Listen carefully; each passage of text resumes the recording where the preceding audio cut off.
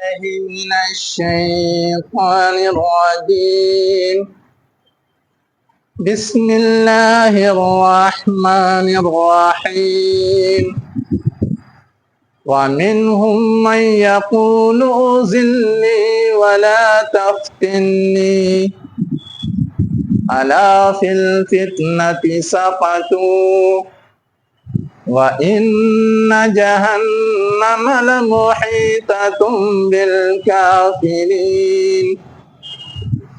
إن تصبك حسنة تسؤهم وإن تصبك مصيبة يقولوا قد أخذنا أمرنا من قبل ويتولوا وهم فرحون قل لن يصيبنا إلا ما كتب الله لنا هو مولانا وعلى الله فليتوكل المؤمنون۔ میں پناہ میں آتا ہوں اللہ کی دھتکارے ہوئے شیطان سے۔ شروع کرتا ہوں اللہ کے نام سے جو انتہائی مہربان ہمیشہ رحم فرمانے والا ہے۔ اور ان میں سے وہ شخص بھی ہے جو کہتا ہے۔ کن میں سے؟ یہاں صرف پروناؤن یعنی ضمیر استعمال ہوئی ہے، لیکن پیچھے سے سیاق آ رہا ہے منافقین کے حوالے سے، تو مراد کیا ہوگا؟ منافقین میں سے وہ شخص بھی ہے جو کہتا ہے۔ کیا کہتا ہے؟ ایذن لی۔ ایذن ہم لوگ اردو زبان میں بولتے ہیں اجازت۔ ایذن کے معنی ہوتا ہے آپ اجازت دے دیجئے۔ ایذن لی، ایذن لی، آپ اجازت دے دیجئے۔ کس کو؟ لی، مجھے، میرے لیے یا مجھے۔ کس چیز کے لیے اجازت دے دیجئے یہ بھی یہاں نہیں لکھا ہوا ہے۔ جو سیاق ہے اس سے وہ بات سمجھ میں آ رہی ہے، اس لیے یہ لکھا ہوا نہیں۔ سیاق کیا ہے؟ حکم دیا گیا تھا کہ دشمنوں سے جنگ ہے، سب لوگوں کو جہاد کے لیے نکلنا ہے۔ کہاں؟ تبوک میں، غزوہ تبوک کے موقع سے۔ اور اس وقت کیونکہ اس وقت کی جو سپر پاور قوت تھی روم، اس سے مقابلہ ہونا تھا، اس لیے یہ تھا کہ ہر ایک کو نکلنا، کسی کو چھٹی نہیں ہے۔ عام حالات میں تو یہ تھا کہ کچھ لوگ رک سکتے ہیں اپنی ضرورتوں کی وجہ سے، باقی لوگ چل کے لڑائی کریں گے، لیکن وہ اتنا مشکل اور سنگین مرحلہ تھا، اس وقت سب کے لیے لازمی قرار دیا گیا تھا کہ جو جس حال میں ہے اسے لامحالہ نکلنا ہے۔ ایسے موقع پر منافقین میں سے ایک شخص نے کیا کی؟ نبی کریم صلی اللہ علیہ وسلم سے اجازت چاہی۔ اب اجازت کا سیدھا سادہ مطلب یہ ہے کہ ہم نہیں جا پائیں گے، مجھے رخصت دے دیجئے۔ سیدھا سادہ مطلب یہ ہے۔ لیکن پیرایہ بیان سے تو لگتا ہے کہ ایک آدمی نے مانگا تھا، لیکن منافقانہ جو صفت ہوتی ہے، چاہت سب کی تھی، نیچر سب کا تھا، خواہش سب کی تھی کہ ہم کو اس سے نجات مل جائے، چھٹی مل جائے، جانا نہ پڑے۔ اس لیے کہ ظاہر ہے مشکل حالات میں جانے میں بہت سارے اندیشے ہوتے ہیں، خطرات ہوتے ہیں، ٹینشن ہوتا ہے، پریشانی اٹھانی پڑتی ہے۔ تو بیان تو کیا گیا جس نے کھل کر کے کہہ دیا تھا، لیکن بات سب کی تھی، اسی لیے آگے کہا جا رہا ہے، اس نے کیا کہا؟ وَلَا تَفْتِنِّي، ہم کو آزمائش میں نہ ڈالیے۔ किस में ना डालिए? आजमाइश में ना डालिए। जिस शख्स ने दरखास्त की उसने ये कहा। अब आजमाइश में ना डालने का मतलब क्या? दुनिया में बगैर आजमाइश के तो कोई काम होता ही नहीं। अल्लाह ताला तो लामहला डालता है, उसने तो ऐलान किया है कि हम जब तक आजमाएंगे नहीं जान माल और दूसरी चीजों में की कमी के जरिए, उस वक्त तक पता ही नहीं चलेगा कि कौन सच्चा पक्का मोमिन है और कौन दिखावे वाला मोमिन है। ये लफ्ज जो है फितना, इसकी बारीकी समझने के लिए इसका जो असल माना आता है वो भी जानना जरूरी है। इसका असल माना क्या आता है? असल माना आता है ये जो दूध से मक्खन अलग किया जाता है ना, या मलाई अलग की जाती है और फिर उस मलाई को मथा जाता है ताकि घी अलग हो जाए और घी के अलावा जो उनसुर है वो अलग हो जाए। तो एक दो बार चलाने से घी अलग नहीं होता। आग पर तपाने और बारहा मुस्तकिल कुछ देर तक चलाने के बाद तब जाकर के घी अलग होता है, उसके अलावा जो उनसुर होते हैं वो अलग होते हैं। ये जो पूरा अमल है अरबी जबान में असलन इस चीज को फितना कहते हैं। वैसे ही समाज और माशरे में जो लोग ईमान का दावा करते हैं ना, उनका दावा आजमाने के लिए अल्लाह ताला तरह तरह के मुश्किल अहवाल पैदा करता है कि कौन वाक़तन उन मुश्किल अहवाल में मुख्तलिफ तरह की तकलीफें उठा करके ईमान पर जमा रहता है, वो है असली घी। और जो नहीं जमा रहता, फिसल जाता है, वो है अल्लम गल्लम। तो अब ये तो एक मुश्किल चीज होती है, उसमें पिसना, जहमत उठाना, तकलीफ उठाना। तो जो पहले ही से निफाक में मुब्तला होते हैं, जो सिर्फ दुनिया के माल दौलत की लालच में आ जाते हैं, अल्लाह की रजा उनके पेशे नजर नहीं होता, तो वो इस तरह की जहमत मोल लेना नहीं चाहते। इसलिए दरखास्त कर दी कि हमें इजाजत दीजिए, जंग के खतरे और परेशानी से हमें आजमाइश में ना डालिए। लेकिन अल्लाह ताला क्या कह रहा है आगे? अला फिल फितनते सकतु। अला माने सुनो, आगाह हो जाओ। फिल फितनते, आजमाइश में, सकतु, वो सब गिर गए। यहां पर जो लफ्ज आया है ये है सिंगुलर, वाहिद, और ये जो लफ्ज आया है ये है जमा अरबी जुबान के लिहाज से, प्लुरल। अब इजाजत तो मांगी थी एक आदमी ने, अब कहा जा रहा है कि जितने मुनाफिकीन हैं सब फितने में क्या हुए? ढेर हो गए, गिर गए। इसी वजह से कि कहने को तो एक आदमी ने कहा था, लेकिन चाहत, ख्वाहिश, मंशा सबकी थी। जब इस तरह का कोई मामला होता है तो किसी को लोग आगे बढ़ा देते हैं। क्या करते हैं? आगे बढ़ा देते हैं और सोचते हैं कि उसके जरिए अगर दरवाजा खुल गया तो गोया हम सब भी बगैर कहे छुट्टी पा जाएंगे। ये चीज सोच, अल्लाह ताला तो दिलों का हाल जानता है। अल्लाह ताला ने कहा कि जिसने इजाजत मांगी वही फितने में नहीं पड़ा, फितने में नहीं फिसला। जितने मुनाफिक सिफत थे सब उसमें गिर करके फिसल गए, ईमान से दूर हो गए। तो अल्लाह ताला ने यहां समझाया क्या कि कोई पहल करे, बोले ना बोले, अल्लाह ताला सबकी सिचुएशन जानता है, सबकी सूरत हाल जानता है, और उसी लिहाज से उसके बारे में उसका फैसला होगा, उसकी तरफ से जो भी रवैया होगा वो सामने आएगा।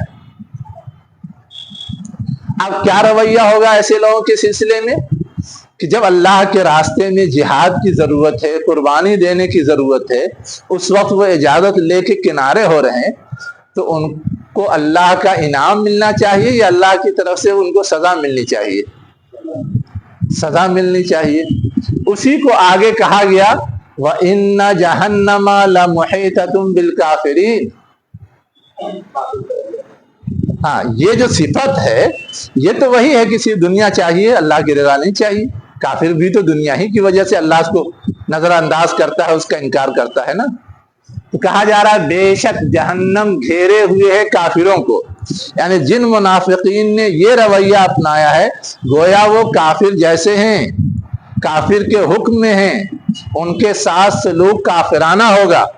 बल्कि कुरान से तो ये मालूम होता है कि काफिर से ज्यादा बदतर होगा।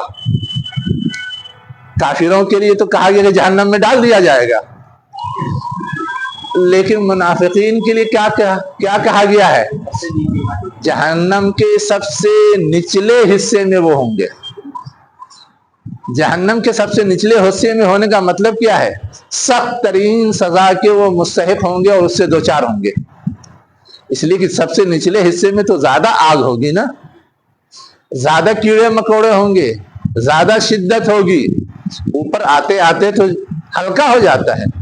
जैसे आग भड़काई जाए मान लें तो नीचे तो पूरी आग भड़क रही होती है, ऊपर आते आते लौ कम हो जाती है तो उसकी शिद्दत कम हो जाती है।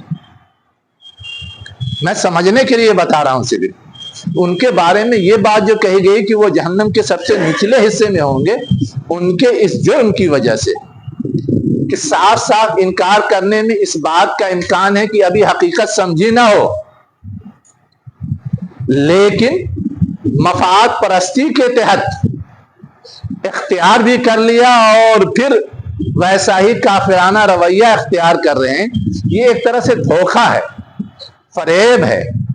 इसलिए ये जुर्म उससे ज्यादा घिनौना और संगीन है और उसकी सजा भी उतनी ही सख्त होगी। अल्लाह ताला कह रहा है कि बेशक जहन्नम काफिरों को घेरे हुई है।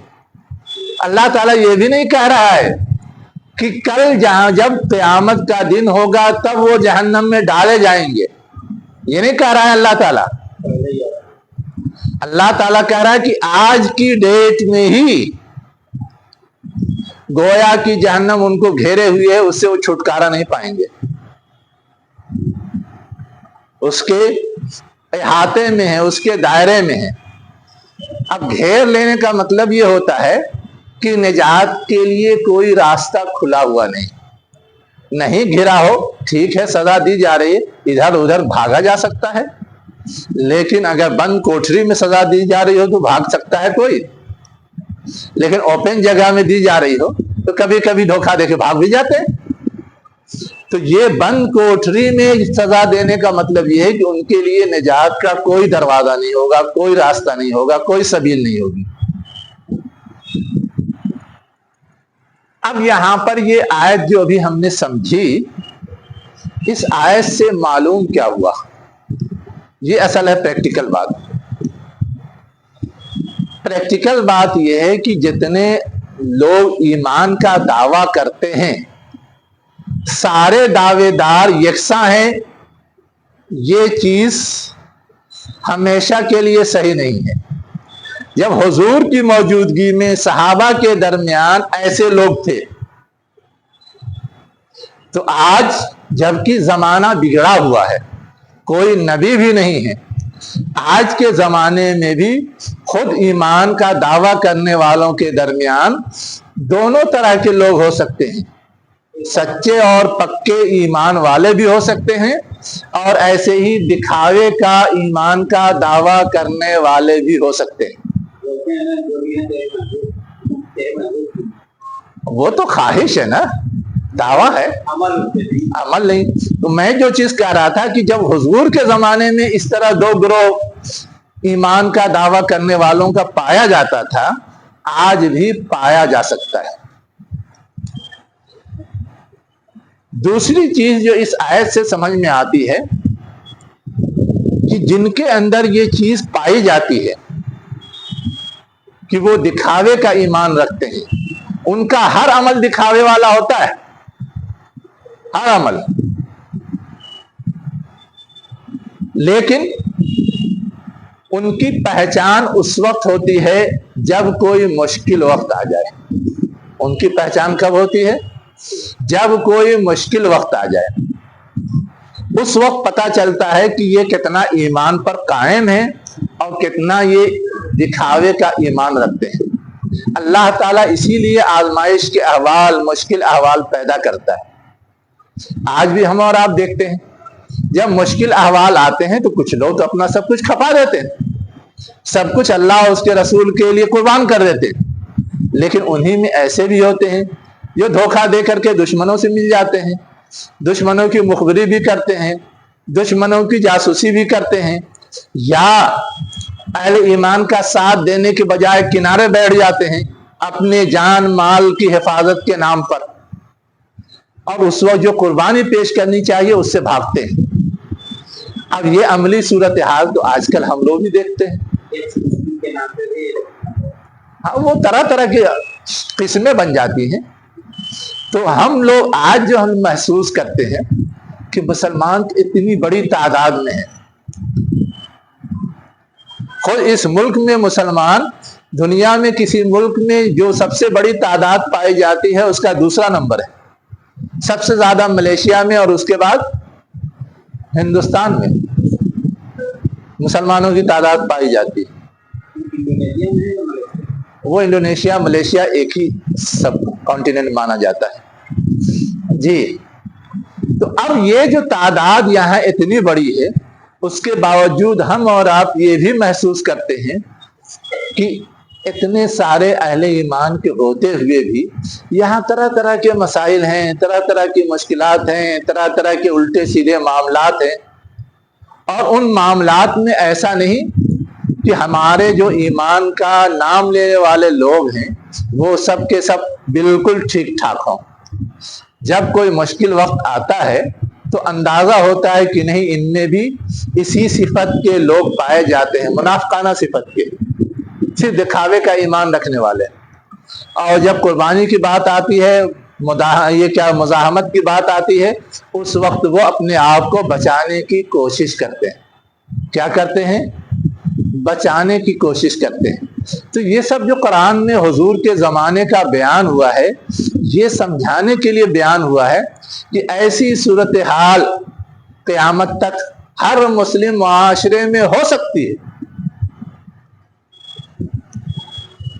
उसमें गोया कोई गलत रविश अपना रहा है तो उनके लिए वार्निंग है कि गोया वो काफिर की तरह है और जहन्नम उनका ठिकाना होगा, और जो सही रविश अपना रहे हैं उनके लिए खुशखबरी और बशारत भी है, जिस तरह उन लोगों के लिए थी जिन्होंने उस वक्त सही रविश अपनाई थी। दूसरी बात जो समझने की है कि अल्लाह ताला के यहाँ फैसला जो होता है सिर्फ जबानी बयान पर नहीं होता है। किस पर? सिर्फ जबानी बयान पर नहीं होता। इजाजत तो सिर्फ एक आदमी ने मांगी थी और गलत इजाजत मांगी थी तो गिरफ्त एक आदमी की नहीं होगी। जितने लोग बिगड़े हैं, चाहे वो जबान से न इजहार कर रहे हो, लेकिन उनकी मंशा, उनका अंदाज, उनका रुख, उनके एटीट्यूड, उनके किरदार अगर बिगड़े लोगों के जैसे हैं तो वो भी उसी नतीजे का शिकार होंगे। हम और आप तो ठीक है, दिलों का हाल नहीं जानते, दिमाग का हाल नहीं जानते, एहसास और जज्बात का हाल नहीं जानते। हम हुक्म नहीं लगा सकते कि तुम काफिर हो, तुम मुनाफिक हो, तुम ये हो, तुम वो हो। लेकिन अल्लाह ताला तो सब जानता है। असल फैसला तो अल्लाह ताला को करना है। अल्लाह ताला ने यहाँ भी अपना फैसला सुनाया, और ऐसे लोग जब भी होंगे उनके बारे में अल्लाह का फैसला ही रहेगा। ये दूसरी बात है जो समझने की है। ये नहीं समझना चाहिए कि सिर्फ जो लोग बोल देते हैं वही लोग गलतकार हैं। ना बोलने वाले, खामोश रहने वाले भी खाती और गुनहगार और गलतकार हो सकते हैं। जो भी वो सोच रखते हैं, अगर गलत सोच रखते हैं तो।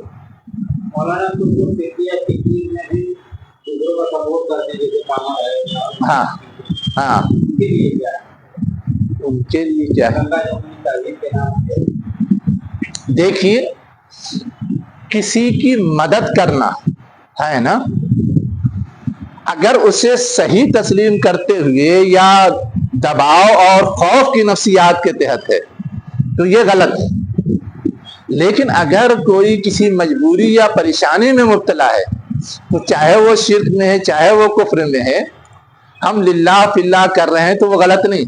जैसे अब कहत पड़ा, कोरोना आया, हम तो और गैर मुस्लिम की मदद करते हैं तो अलग मैटर हो गया ना। तो समझने की चीज ये, असल में जो लोग करते हैं वो दलील ये देते हैं कि हमारे जैसे इंसान ही तो हैं, इंसान के काम आना बड़ी अच्छी बात है। لیکن انسان کے کام آنا اس وقت اچھی بات ہے جب انسانیت کے ناطے وہ محتاج اور پریشان ہو. لیکن اب کاوڑیاں نکالنے وہ تو شرک کا تماشا کرنے جا رہے ہیں، تو وہ چیز گویا اسم اور عدوان میں تعاون ہو جائے گا.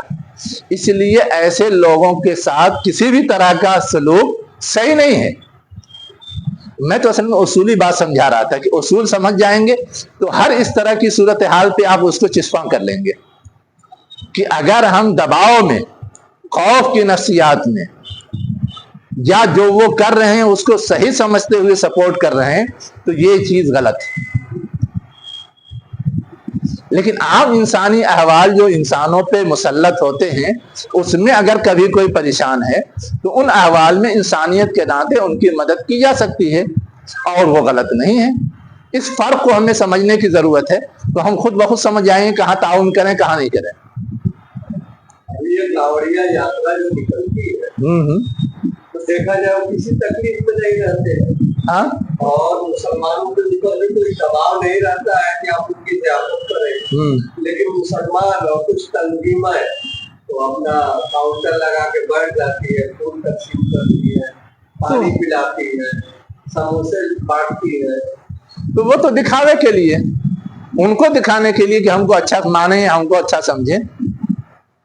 اس طرح دکھاوے کے لیے کوئی کام کیا جائے گا، دکھاوے سے جو فائدہ ہوتا ہے دنیا میں ہو جائے گا، لیکن اللہ کے یہاں اس کی کوئی ویلیڈیٹی نہیں. پکڑ ہو سکتی ہے ہاں، اس میں وہ تعاون کرے، وہ ہو سکتا ہے. اگر کاوڑیا جا رہے ہیں اس میں کسی کا ایکسیڈنٹ ہو جائے تو ہم اٹھا کے لے جائیں گے اسپتال، بلکہ آپ کو لے بھی نہیں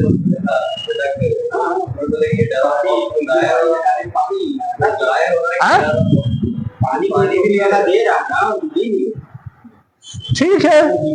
تو وہ تو آج بہت شان دکھاتے ہیں کہ نہیں لیتے، لیکن جب اس سے بدتر صورتحال میں مبتلا ہوں گے تب سمجھ میں آئے گا. میں وہی کہہ رہا ہوں، جب بدتر صورتحال میں مبتلا ہوں گے تو سمجھ میں آئے گا. اور وہ اس وقت سب کچھ لے لیتے ہیں، اور کیا چھوٹے کیا بڑے سب لے لیتے ہیں. ہم لوگوں کو یہاں سمجھ میں نہیں آتا. میں تاریخ کا صرف ایک واقعہ سناتا ہوں، ہم سے ریلیٹڈ نہیں ہے، ان کے آپس کے ریلیشن میں. اس وقت ہم اور آپ یہ سمجھتے ہیں کہ کانگریس اور بی جے پی کیا ہے، دو متضاد بالکل ایک دوسرے کی دشمن تنظیمیں ہیں. ہم اور آپ یہ سمجھتے ہیں نا. اٹل بہاری واجپئی کو گھٹنے میں تکلیف تھی، اور بی جے پی کا لیڈر اسٹوڈنٹس کے زمانے سے، یعنی طالب علمی کے زمانے سے اے بی پی کا لیڈر رہا ہے، ہمیشہ آر ایس ایس اور بی جے پی کا لیڈر رہا. ٹھیک ہے، اس کے گھٹنے میں تکلیف تھی. یہاں سارا علاج کرا لیا سارے ڈاکٹروں کا، یہاں علاج نہیں ہوگا، آپ کو جانا پڑے گا امریکہ.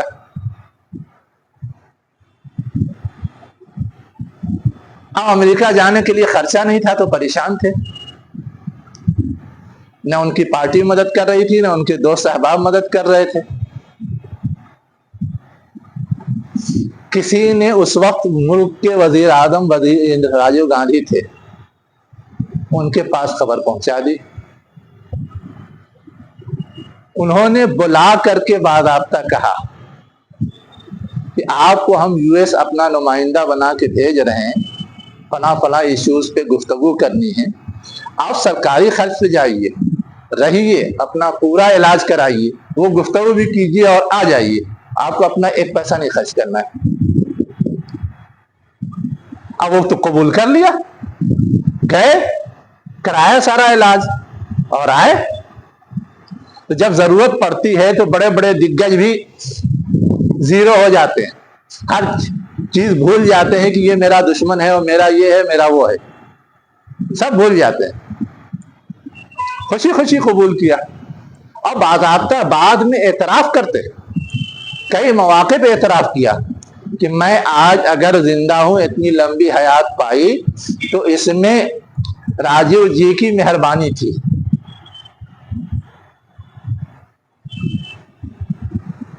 یہ ایک واقعہ نہیں ہے، یہ تو یاد آ گیا تو میں نے کہا کہ سمجھنے کے لیے سنا دوں. ورنہ ایسی بہت ساری چیزیں. چلیے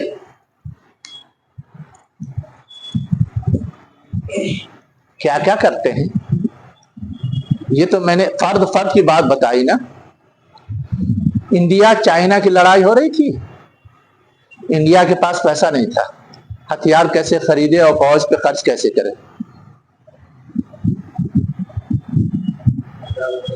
جس کو لوٹ کر کے جس کی حکومت ختم کی تھی, نظام حیدرآباد, اس کے سامنے ہاتھ پھیلایا کہ بابا ملک کے تحفظ کا مسئلہ ہے, تم کچھ مدد کرو. اور کتنے ٹن سونا اس نے دیا, تب جا کر کے ملک کی فوجی ضرورت اور جنگی ضرورت پوری ہوئی. تو کہاں تو اس کو مار کے بھگا دیا, اس کی حکومت چھین لی, سب کچھ کر لیا, لیکن جب غرض پڑی تو پھر بھیک مانگنے اسی کے پاس گئے. حالانکہ وہ اس وقت کوئی بادشاہت نہیں تھی, لیکن اس نے پیسہ اتنا ادھر ادھر جمع کر رکھا تھا کہ سب جانتے تھے کہ یہی اس وقت مدد کر سکتا ہے, اور کوئی کرے گا نہیں دنیا میں. تو شان جب دکھانا رہتا ہے دکھا لیتے ہیں لوگ, جب ضرورت ہوتی ہے تو سب شان دھل جاتی ہے. صرف مجھے یہ بتانا تھا, سب شان دھل جاتی ہے. چلیے اگلی آیت ہے, ان تصب کا حسنۃ تسؤہم, یعنی یہ جو منافقین ہیں ان کی خرابی صرف یہ نہیں ہے کہ وہ صرف اپنے مفاد میں کے چکر میں رہتے ہیں, مفاد پرست لوگ ہیں, بلکہ یہ وہ لوگ ہیں جو تم سے دشمنی بھی رکھتے ہیں, تمہارے سلسلے میں کینہ, بغض اور حسد بھی رکھتے ہیں. اس کی دلیل کے طور پہ کہا جا رہا ہے کہ اگر تم کو کوئی بھلائی پہنچتی ہے تو ان کو برا لگتا ہے. یہ کس کو برا لگتا ہے؟ ایک دشمن کو دوسرے دشمن کی کو اگر جیت ہو جائے, کامیابی حاصل ہو جائے تو اس کو اچھا پسند نہیں آتا. لیکن اگر کوئی دوست ہے, ہم خیال ہے, تو اس کو تو خوشی ہوتی ہے کہ میرا دوست آگے نکل گیا, کامیاب ہو گیا, فتح پا گیا. لیکن ان منافقین کا معاملہ یہ تھا کہ اگر اہل ایمان غالب آ جائیں, فتح پا جائیں, کامیابی حاصل کر لیں, یہ ان کو اچھا نہیں لگتا تھا. وَإِن تُصِبْكَ مُصِیبَةٌ, اور اگر تمہیں کوئی مصیبت پہنچ جائے, یقولو, تو وہ کہتے ہیں, قد اخذنا امرنا من قبل, ہم نے تو پکڑ لیا تھا اپنا معاملہ پہلے ہی. مطلب کیا ہے اس کا؟ کہ اگر اہل ایمان دشمنوں سے محاذ آرائی کریں اور پریشانی میں مبتلا ہو جائیں, ہار جائیں, اس وقت یہ کہتے ہیں کہ عقل مند تو ہم تھے, ہم نہیں گئے, ہم نے اپنے آپ کو الگ رکھا, گویا ہم سرخرو ہیں, اور یہ بے وقوف لوگ گئے, لڑے اور برباد ہو گئے. حالانکہ اللہ تعالیٰ کیا کہتا ہے؟ اللہ تعالیٰ تو کہتا ہے کہ اہل ایمان اگر اللہ کے حکم کے مطابق جو کہا گیا وہ کرتے ہیں, جیتے تو بھی کامیاب, غازی بن کے لوٹتے ہیں, ہارے تو بھی کامیاب, شہادت کا درجہ پاتے ہیں. لیکن یہ کیا سمجھتے تھے کہ جو ہار گئے وہ گویا ناکام, اور جس نے اپنے آپ کو بچانے کی کوشش کی اور بظاہر سے زندگی کو چند دنوں کے لیے محفوظ رکھ سکے, اس لیے کہ کل بھی وہ مر جائیں گے تو انہیں نہیں معلوم, اس پہ اتنا خوش ہیں کہ ہم نے اپنی عقل سے گویا بہتر فیصلہ کیا, اور ہم نے اپنے بچاؤ کی ساری کوشش کر کے اپنے آپ کو کامیاب کر لیا, بچا لیا. آگے کیا کہا جا رہا؟ جی آپ کے دور میں جو بڑی کوششیں, ہاں اور اوپر جو پابندیاں آئے ہوئی ہے, ہاں, اس طرح کی گفتگو آپ نے اتنا کہتے تھے کہ اس طرح کے ایسے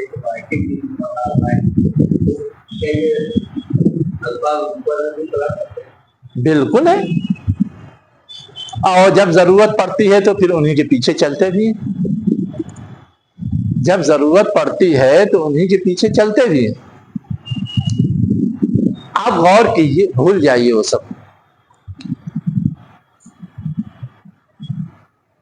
دنیا کے عصر حاضر کے انقلابی لوگوں میں ایک بڑا نام آتا ہے نیلسن منڈیلا کا. کس کا نام آتا ہے؟ نیلسن منڈیلا کا. اس نے اپنے زمانے کی حکومت سے اور اپنے زمانے کے سرمایہ داروں سے پنگا لیا. اب پنگا لیا تو کیا ہوا؟ انہوں نے اس کو جیل میں ڈال دیا. اب جیل میں ڈال دیا تو کیا ہوا؟ جیل میں پڑے پڑے ذہن سازی کرتے رہے. باہر جو تھوڑے بہت لوگ بچے تھے وہ کوشش کرتے رہے. ایک وقت آیا کہ انہیں چھوڑ کے جانا پڑا اور نیلسن منڈیلا ملک کے ہیرو بن گئے. تو آج کیا ہے؟ وہی ہیرو ہو گیا. کل تو معطوف تھا، آج وہی ہیرو ہے. ویسے ہی خمینی نے تحریک شروع کی، سب نے اس کو بائیکاٹ کیا اور ملک سے نکال باہر کر دیا.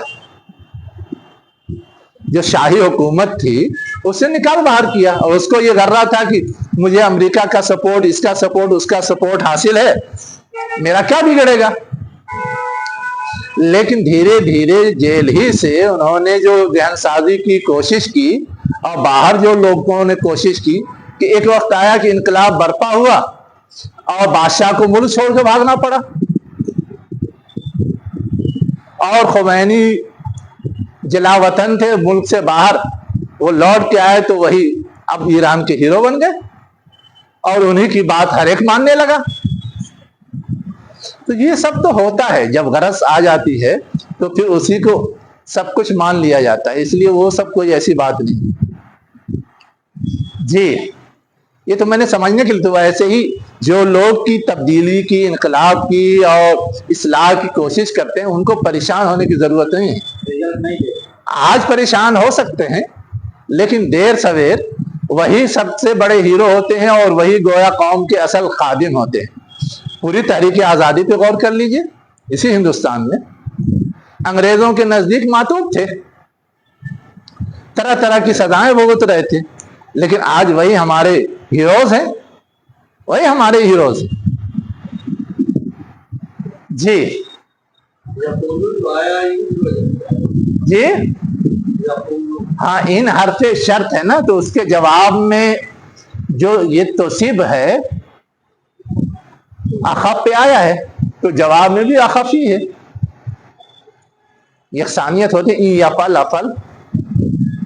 چلیے اب آگے جو وَيَتَوَلَّوْا وَهُمْ فَرِحُونَ، یہ منافقین جو ہیں جب کوئی مصیبت کا وقت آتا ہے تو وہ تو اجازت لے کے کنارے ہو جاتے ہیں، پیٹ پھیر لیتے ہیں، اپنے آپ کو بچا کر کے رکھتے ہیں اور وہ خوش ہوتے ہیں کہ ہم نے تو گویا اپنے آپ کو سلامت رکھا، بچا لیا. لیکن یہ واقعی خوشی کی بات ہے یا یہ کہ یہ ایک طرح سے فریب میں مبتلا ہونا ہے؟ یہ اصلاً فریب میں مبتلا ہونا ہے. اسی کو آگے اللہ تعالیٰ واضح کر رہا ہے کہ بظاہر تو وہ خوش ہو رہے ہیں لیکن یہ خوش ہونے کی چیز نہیں ہے. قل کہہ دو. اب اللہ تعالیٰ وضاحت کر رہا ہے کہ ان کی جو سوچ ہے وہ غلط ہے، اس کی وضاحت کر رہا ہے. کہہ دو. کیا کہہ دو؟ کہ جو واقعی ایمان والے ہوتے ہیں وہ اس طرح کے موقع پر خوش نہیں ہوتے. پریشانی ہو تو، خوشی ہو تو، وہ تو صرف اللہ کا شکر ادا کرتے ہیں یا اللہ سے مدد چاہتے ہیں، ہے نا. اس لیے کہ ان کے سوچنے کا انداز یہ ہوتا ہے کہ کوئی مصیبت بھی اگر آ رہی ہے تو وہ اللہ کی طرف سے ہے اور اس مصیبت سے نجات بھی اللہ کی مدد سے حاصل ہو سکتی ہے. اسی کو کہا لن یصیبنا الا ما کتب اللہ لنا. کہہ دو. کون کہہ دے؟ رسول کہہ دے. اب رسول کہے گا تو رسول جس چیز کا علم بردار ہے اس کے جتنے علم بردار ہیں وہ سب کی طرف سے ہو جائے گا. تو رسول جس چیز کا علم بردار ہے ان کے ساتھ دینے والے سارے सच्चे पक्के अहले ईमान सहाबा कराम सब गोया उसी बात के कहने वाले करार पाएंगे या उसी चीज के अलमबरदार करार पाएंगे। इसीलिए यहां आगे आया है ना जमा, कुल तो है वाहिद, सुनाना तो रसूल को है, लेकिन बताना यह है कि रसूल और रसूल का साथ देने वाले जो असहाब हैं सब के सब की सोच एक है, सबके सबका ख्याल एक है, सबके सबका बयान एक है। लई युसीबना इल्ला मा कतबल्लाहु लना, कि हमको नहीं कोई चीज लाहिक होती मगर वो जो अल्लाह ने लिख दिया है। अल्लाह ने लिख दिया कि शहादत पाएं, शहादत पाएंगे। अल्लाह ने लिख दिया है कि गादी रहे, गादी रहेंगे। हुवा मौलाना, वो हमारा क्या है, सरपरस्त है। कौन सरपरस्त है? अल्लाह ताला। मौला माने क्या होता है? असल में अरबी जबान में विलायत के माने होता है करीब होना, वला यली माने। मौला माने होता है करीब होने की जगह। अब करीब होने के लिहाज से जो भी करीब हो वो मौला कहलाता है, जो भी करीब हो। अरबी जबान में अगर आप देखने जाएंगे, अल्लाह के लिए भी मौला आया है, गुलाम हर वक्त खिदमत करता रहता है उसके लिए भी मौला आया है, मुख्तलिफ मामलात में जो जिम्मेदारी निभाता है उसके लिए भी मौला आता है। मिटकर को भी जिम्मेदारी निभाता किसी भी वजह से करीब हो। और हमारे जमाने में उसी मौला से एक लफ्ज बना हुआ है मौलवी, उसी मौला से बना हुआ है जो हमारी मदद करता है दीनी मामलात में। और दीनी मामलात के लिए गोया वो हमसे सबसे करीब है। हमको कोई मसला पेश आता है हम उससे जाके पूछ लेते हैं, वो गोया दीनी रहनुमाई करता है, सरपरस्ती करता है, इसलिए मौलवी कहा जाता है। और उसी से बना हुआ ये मौलाना है। मौला के माने तो सरपरस्त और ना माने हमारे सरपरस्त। मौलवी साहब को भी मौलाना बोलते हैं, लेकिन पहले मौलवी ज्यादा बोला जाता था, अब मौलाना ज्यादा बोला जाता है। इसलिए कि एक सेंस पाया जाता है कि मौलवी कम जानने वाला है और मौलाना जो है वो ज्यादा जानने वाला है।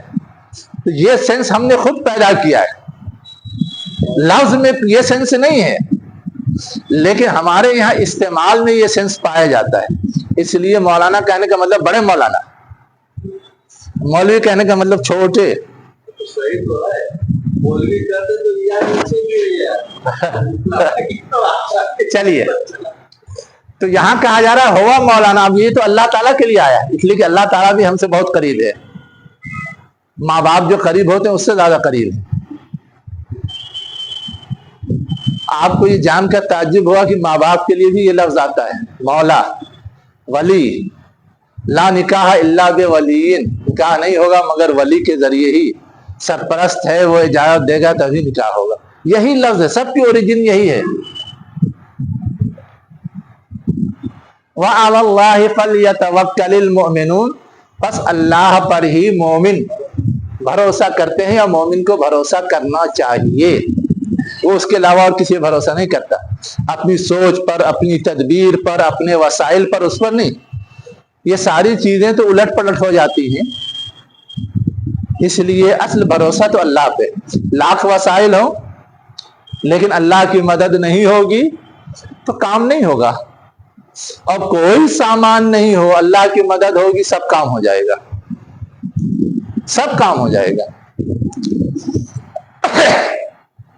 सहाबा की जिंदगी में अरब के जितने कबाइल थे सब मदीना को आके घेरे हुए थे ग़ज़वा अहज़ाब में,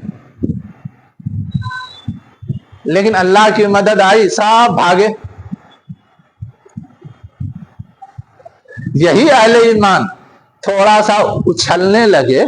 क्या फतेह मक्का के बाद जब ग़ज़वा हुनैन का मौका आया, अब तो हमारी तादाद बहुत है, दुश्मन से हम आसानी से निपट लेंगे। अल्लाह ताला ने उनको इनके ऊपर थपेड़ा लगाने के लिए थोड़ा सा मौका दे दिया। गर्चा बाद में जीते अहले ईमान ही, लेकिन एक मौका आया कि गोया हार का एहसास होने लगा। लो मैदान छोड़ के किनारे लगे होने लगे, तब जाकर के वो सबला है। तो हर तरह के अहवाल से अल्लाह ताला गुजार के बताता है कि देखो, जो तुम सोचते वो नहीं होता, जो अल्लाह ने लिख रखा है, जो अल्लाह की मशीयत है, जो अल्लाह ने मुकद्दर किया है, वही होता है। तो अगर तुम इस बात को मानते हो तो अपने तदबीर पे ज्यादा भरोसा मत किया करो, अल्लाह पे भरोसा किया करो, तो अल्लाह तुम्हारी ताईद में रहेगा, मदद में रहेगा।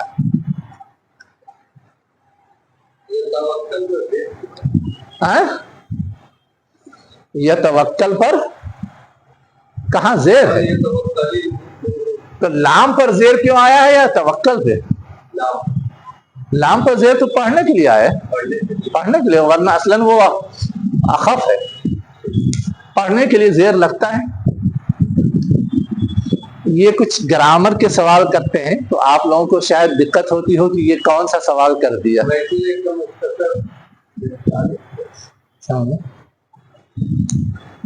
आगे अल्लाह ताला कह रहा है, कुल, और बता दो। ये जवाब तो दिया गया अहले ईमान की तरफ से मुनाफिकीन को, लेकिन आगे अल्लाह ताला क्या कह रहा है कि खुद अहले ईमान की तसल्ली के लिए एक बात और डिक्लेयर कर दो, ताकि ये भी मुतमईन रहें। तरब्बसूना बिना इल्ला ईदल हुस्नयैन, कि ये जो मुनाफिकीन हैं, है ना, जो इस बात को पसंद करते हैं कि हम पर कोई मुसीबत आए तो वो खुश हो, लेकिन उनकी ये गलत फहमी है, वो सही बात समझ नहीं रहे। हम पर जो भी मुसीबत आएगी, जो भी परेशानी आएगी, वो अपने नतीजे के एतबार से अच्छी ही होगी। अगर हम शहीद कर दिए गए तो शहादत का रुतबा, अगर हम गालिब आ गए, दुश्मन को हमने दबा दिया, मिटा दिया, तो हम गाजी। उसी कहा जा रहा है कि वो नहीं इंतजार कर रहे हैं हमारे सिलसिले में मगर दो अच्छी चीजों में से एक का। दो अच्छी चीज का मतलब, एक अच्छी चीज तो ये कि गलबा मिल जाए, हम दुश्मन पे जीत हासिल कर लें। दूसरी अच्छी चीज ये कि अगर हम किसी वजह से जीत नहीं हासिल करें तो अल्लाह के रास्ते में शहीद हो जाएं। तो हमारे लिए तो दोनों अच्छी चीज है। तो अगर वो इन दोनों अच्छी चीज को मुसीबत समझ रहे हैं तो ये उनकी बेवकूफी है, ये उनकी गलत फहमी है, ये उनकी गलत सोच है। अहले ईमान ये सब नहीं समझते, वो तो समझते हैं कि कुछ भी सूरत हाल होगी वो अच्छा ही है, कोई भी नतीजा निकलेगा हमारे लिए बेहतर ही है।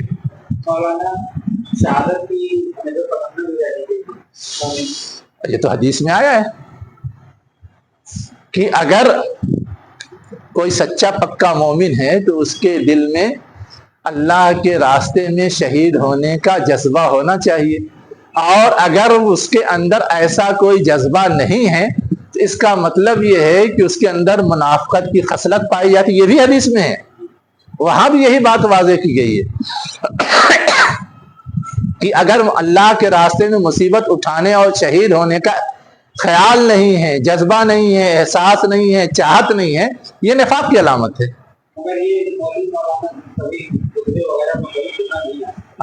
कभी ये चीज सुना नहीं कि आवाम को कम से कम गाइड।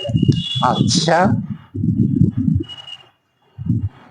तो ये तो हमारी कमजोरी है कि हम हर चीज को मौलवी मौलाना से मालूम करना चाहते हैं। खुतबा वही देते हैं जुम्मा को। खुतबा तो एक आखिरी चाराए कार के तौर पे कम से कम चीज है। अल्लाह ताला ने और उसके रसूल ने ये थोड़ा ना कहा कि खुतबे से जो इल्म हासिल हो वही तुम्हारे लिए काफी है। अल्लाह ताला ने तो ये कहा कि तुम इस कुरान को पकड़ो, मेरी सुन्नत को पकड़ो, ये कहा है ना। और ये भी नहीं कहा कि तुम पकड़ो तुम नहीं पकड़ो, तुम पकड़ो तुम नहीं पकड़ो। हर एक को कहा कि हर एक अल्लाह की किताब को पकड़े, हर एक मेरी सुन्नत को पकड़े। असल बात तो वो है। बाकी इमाम साहब जो जुमा का खुतबा देते हैं वो तो ये है कि अगर लोग बिगड़ जाएं और कुछ भी ना करें तो कम से कम एहसास को जिंदा रहने के लिए जुमा के खुतबे में कुछ चीजें उनको याद दिला दी जाए। अब उस याद दिलाने से जो संभल जाए सुधर जाए अच्छी बात है, اور جو نہیں سنبھلے نہیں سدھرے وہ اپنی قسمت بگاڑ رہا ہے, اپنی عاقبت بگاڑ رہا ہے. تو اس پر ہم تکیہ نہیں کر سکتے. جو اصل ڈیوٹی ہے, اصل کام ہے کہ ہم خود قرآن و سنت کو پکڑیں, وہ ہم کو کرنا ہے. باقی ایک نظام اللہ تعالیٰ نے اور اس کے رسول نے قائم کیا کہ کم سے کم رمق باقی رہے. یہ جو جمعہ کا نظام ہے یہ رمق باقی رکھنے کے لیے ہے. آپ کو شاید یہ سن کر تعجب ہو کہ جمعہ کے سلسلے میں بھی حدیث کے اندر ہے کہ اگر کوئی نام نہاد مسلمان جو ایمان کا دعویٰ کرتا ہے 3 ہفتے لگاتار جمعہ کی نماز نہیں پڑھے تو وہ منافق ہے. یہ حدیث کے اندر ہے.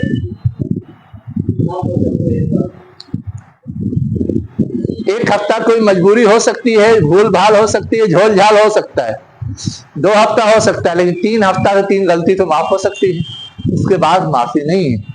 وہ پھر گیا منافق کے کھاتے میں. یہ بھی حدیث ہے کہ اگر کوئی شخص جان بوجھ کر کے 3 جمعہ چھوڑ دیتا ہے, اس کا اہتمام نہیں کرتا, وہ بھی منافق ہے. منافق کی جو پہچان بہت ساری بتائی گئی ہے اس میں یہ بھی بتائی گئی. نماز کا فرق تو ایمان اور کفر کی فرق کے لیے ہے, کہ ایک مومن اور ایک کافر میں فرق یہ ہے کہ یہ نماز پڑھتا ہے وہ نہیں پڑھتا. ورنہ جہاں تک اللہ کو ماننے کا تعلق ہے, مشرک تو کہتا ہے یہ اللہ ہے, ہم سے اس کے ساتھ دوسرے کو شریک ٹھہراتے ہیں. جی ہاں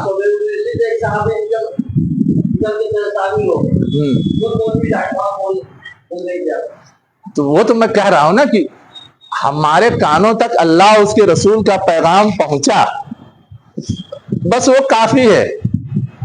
کوئی مولوی بتاتا ہے کہ نہیں بتاتا ہے اس سے کوئی فرق نہیں پڑتا. ہم مکلف ہو گئے, ہماری ذمہ داری ہو گئی. اور کوئی مولوی نہیں بتاتا ہے تو اس قرآن کو پڑھ کے اپنی زندگی کے لیے رہنمائی حاصل کرنا یہ بھی ہمارے اوپر فرض ہے. اس آن احادیث کو پڑھ کے اپنی زندگی کو اس کے سانچے میں ڈالنا یہ ہم ابھی ہمارے اوپر فرض ہے. چلیے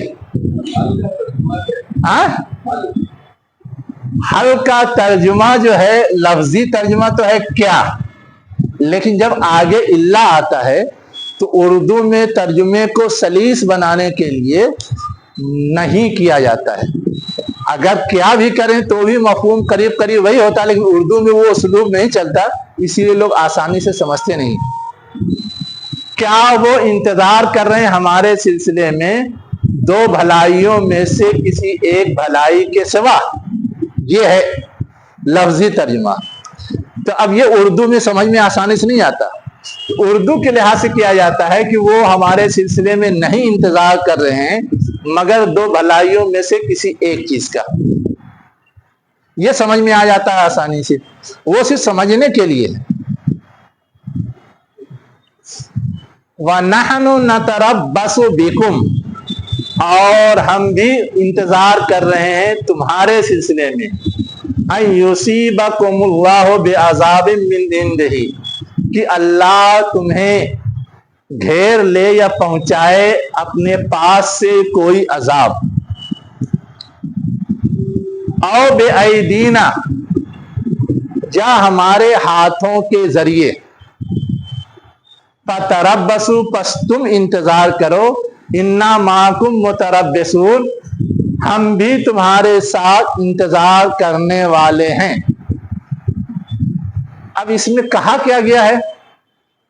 کہا یہ گیا ہے کہ اہل ایمان کو تو 2 بھلائیوں میں سے ایک بھلائی ملتی ہے, لیکن جو منافق ہوتے ہیں ان کو کیا ملتا ہے, ان کو کیا حاصل ہوتا ہے؟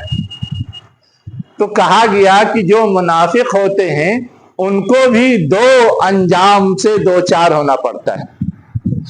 ایک انجام تو اللہ کی طرف سے ہوتا ہے کہ اللہ تعالیٰ کیا کرے, عذاب ڈائریکٹ بھیج دے ان پر,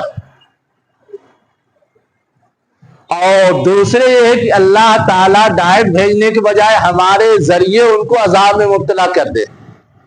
اب ہمارے ہاتھوں سے عذاب مبتلا کرنے مطلب ہے کہ ہماری ان کی جنگ ہو اور ہم ان کو ہرا دیں, ہم ان کو شکست دے دیں, ہم ان کو دبا دیں, مٹا دیں, ختم کر دیں.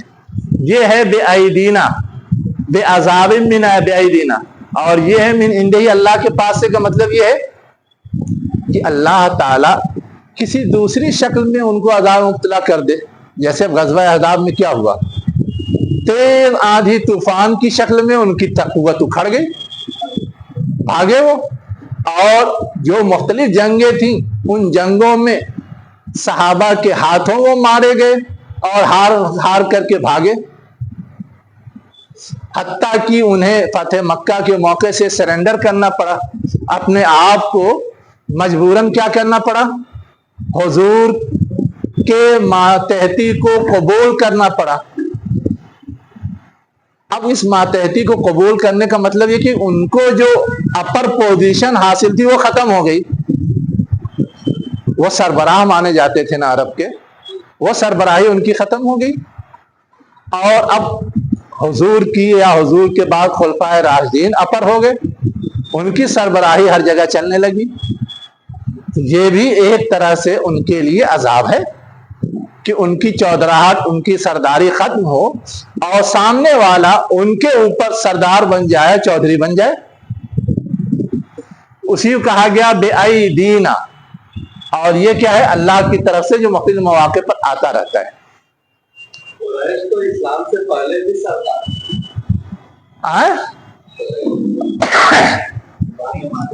دیکھیے، قریش اسلام سے پہلے سردار تھے اور قریش اسلام کے بعد بھی سردار تھے، لیکن وہ سرداری کس بیس پر تھی،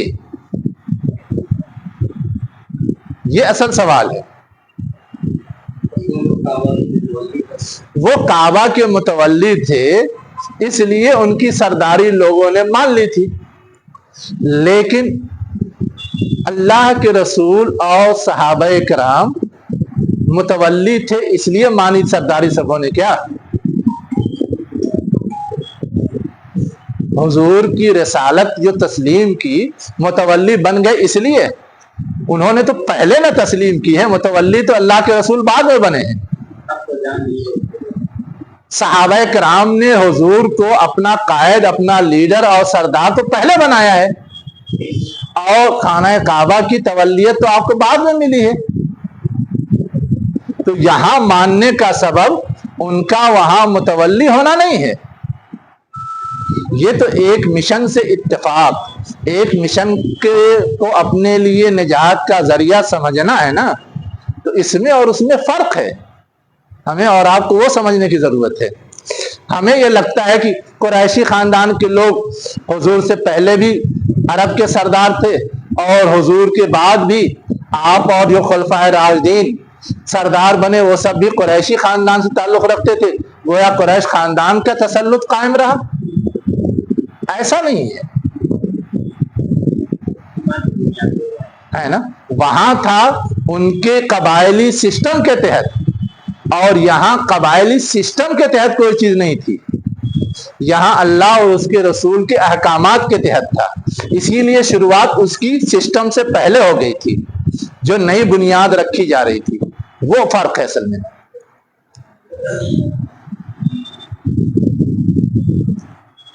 اور اس سے زیادہ جو چیز سمجھنے کی ہے کہ ہم کو اور آپ کو یہ لگتا ہے کہ سرداری کا مظہر صرف جو خلیفہ ہے وہی ہے.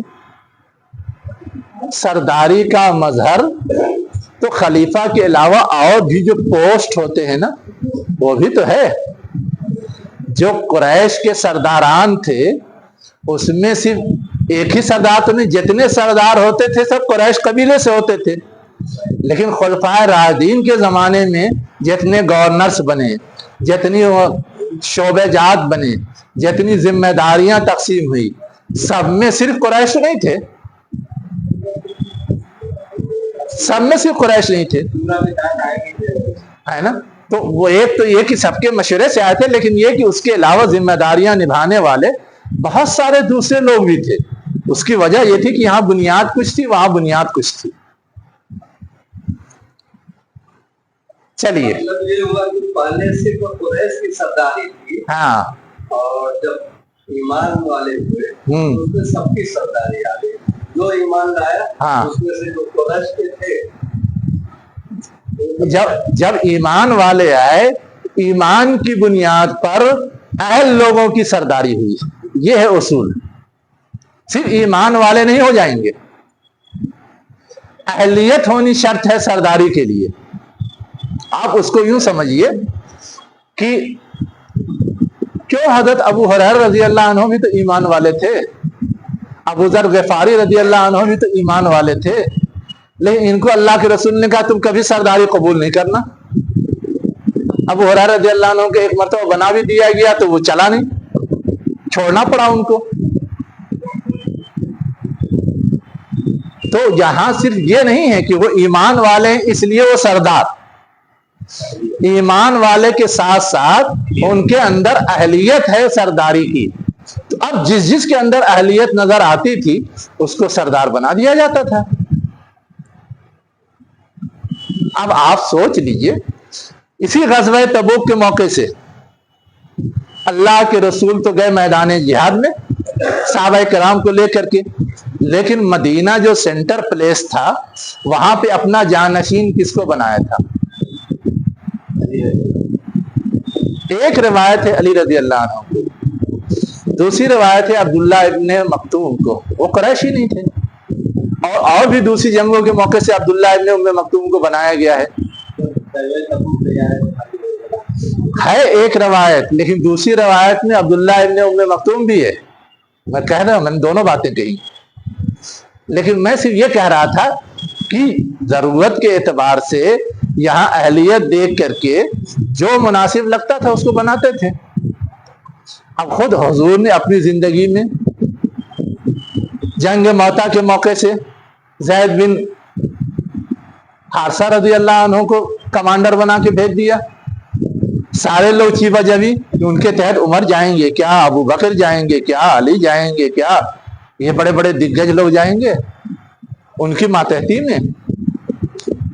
حضور کا اچانک انتقال ہو گیا تو ابو بکر رضی اللہ عنہ نے بھی اسی کو باقی رکھا، تو بھی لوگوں نے اختلاف کیا.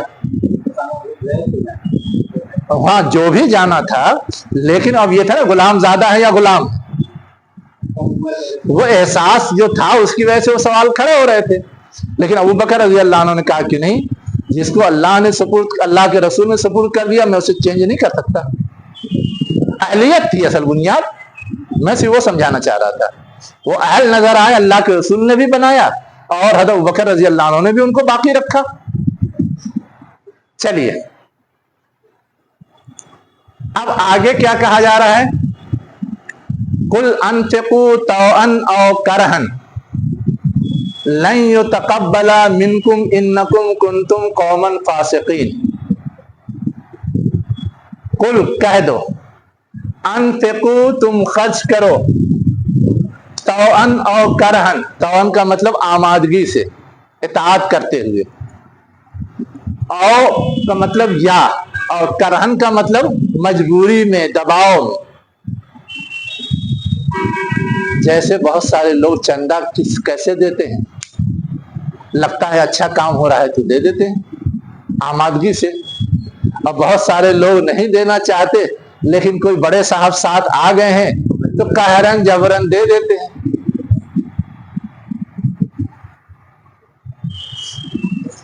جو چیز غور کرنے کی بات ہے کہ آمادگی سے بھی اگر منافق دے یا قہرن جبرن دے، دونوں صورتوں میں وہ دینا لا حاصل ہے.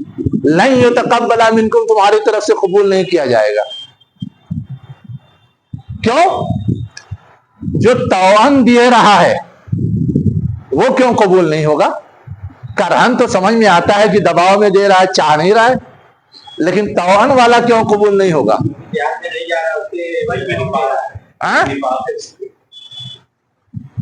ارے تو نفاق جہاد کے لیے ہے نا، خرچہ کرنے کے لیے. کیا خرچ کرنے کے لیے کر رہا ہے تو ایک کام تو کر رہا ہے، اس کی قدر ہونی چاہیے نا.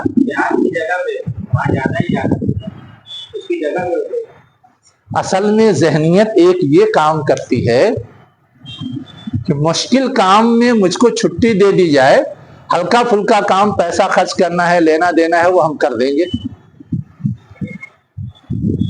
یہ ذہنیت کام کرتی ہے.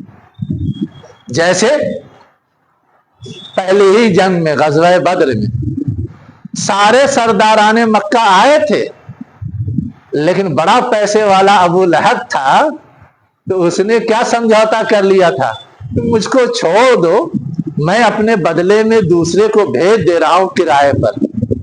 एक शख्स के यहाँ बहुत ज्यादा उसका बकाया था, कहा तुम चले जाओ, तुम्हारा बकाया माफ कर दूंगा। तो किराए पर भेज देना तो आसान काम है ना,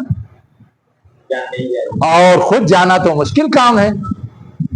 तो मुनाफिकीन की ये ज़हनियत होती है कि बज़ाहिर तो लग रहा है कि हम निभा रहे हैं, लेकिन नीयत कुछ और होती है। तो नीयत गड़बड़ है, इसलिए ये बज़ाहिर तौअन वाला भी क्या है, नाकाबिल कबूल है। या एक दूसरी तावील भी उलमाए कराम ने की है, मुनाफिक जब दुनिया परस्त होता है तो उसकी आमदनी सही गलत हर तरह की होती है। जब ध्यान ही बिगड़ा हुआ है तो उसकी आमदनी खालिस होगी, इसकी गारंटी नहीं। किसी भी तरह का हड़पा हुआ, छीना हुआ, दबाया हुआ, जो भी कह ले, उल्टे सीधे तरीके से कमाया हुआ, तो ऐसे माल में तो बरकत नहीं होती। तो इसलिए ऐसा माल काबिल कद्र है ही नहीं, उसका कोई नतीजा निकलेगा ही नहीं। उस एक मफहूम को भी उलमा ने बयान किया कि तवान वो दे रहा है, लेकिन उसकी कमाई दुरुस्त नहीं है, इसलिए उसका कोई नतीजा या फल नहीं। इन्नकुम कुंतुम कौमन फासिकीन, आगे वजाहत करेंगे, बेशक तुम ऐसे लोग हो जो बदअमल है। तो बज़ाहिर ये अमल वो कर रहे हैं, लेकिन इसके अंदर भी खोट है, खराबी है, बिगाड़ है, इसलिए ये काबिल कबूल नहीं है। इसका जो रिजल्ट मिलना चाहिए वो रिजल्ट नहीं मिलेगा। अब इसी बात की अगली आयत में वजाहत की गई है, वमा मनाहुम अन तुक़बला मिनहुम नफ़क़ातुहुम इल्ला अन्नहुम कफ़रू बिल्लाहि व बिरसूलिही। उनके खर्च किए हुए माल, नफ़क़ात नफ़क़ा की जमा है, नफ़क़ा एक बार खर्च करना, नफ़क़ात बार बार करना या बहुत ज्यादा करना। तो उनकी जानिब से जो खर्च किया हुआ माल है वो नहीं कबूल किया जाएगा। उस सिलसिले में जो रोक दिया गया है, मना कर दिया गया है, उसका सबब ये है, इन्नहुम कफरू बिल्लाहि व रसूलिही, कि उन्होंने अल्लाह और उसके रसूल का इनकार किया है। अब जो मुनाफिक हैं वो इनकार तो नहीं करते, वो तो ऐलान करते हैं ना कि हम अल्लाह और उसके रसूल पर ईमान लाए, लेकिन अल्लाह ताला तो कह रहा है कि वो इनकार करते। जी, इसका मतलब क्या है कि जाहिरी कोई ऐलान करे कि मैं मोमिन हूं और दिल से ना माने, तो ये भी कुफरिया रविश है, ये भी क्या है, कुफरिया रविश है। अल्लाह ताला कह रहा है, मैं नहीं कह रहा हूं। और पहले तो बात आ ही चुकी है कि कुफ्र से बदतर रविश है। काफिरों को तो ऐसे जहन्नम में डाला जाएगा और मुनाफिकीन को सबसे निचली सतह में डाला जाएगा। और आगे वो अल्लाह का इनकार करते हैं, उसकी अमली वजाहत के तौर पे ये बयान है अगला, ला यातून सलात इल्ला वहुम कुसाला, कि वो नमाज पढ़ने के लिए नहीं आते हैं मगर काहिली के साथ, कसमसाते हुए। ये कुसाला का जो लफ्ज है क्या है, कसलान माने कसल माने कसलमंदी, उर्दू में ही बोलते हैं काहिली का मुजाहरा करने को। तो कुसाला माने काहिली दिखाते हुए, काहिली करते हुए, कसमसाते हुए। असल में है ये कि जब कोई शख्स किसी काम के लिए आमादा होता है ना, तो उसमें चुस्ती और फुर्ती पाई जाती है, और जब आमादा नहीं होता तो टाल मटोल पाया जाता है, ढीलापन पाया जाता है। तो अब नमाज में अगर ढीलापन पाया जा रहा है, इसका मतलब उसकी आमादगी नहीं है, मारे बांधे वो कर रहा है। वरना आमादगी होती तो चुस्त और चाको चौबंद रहता।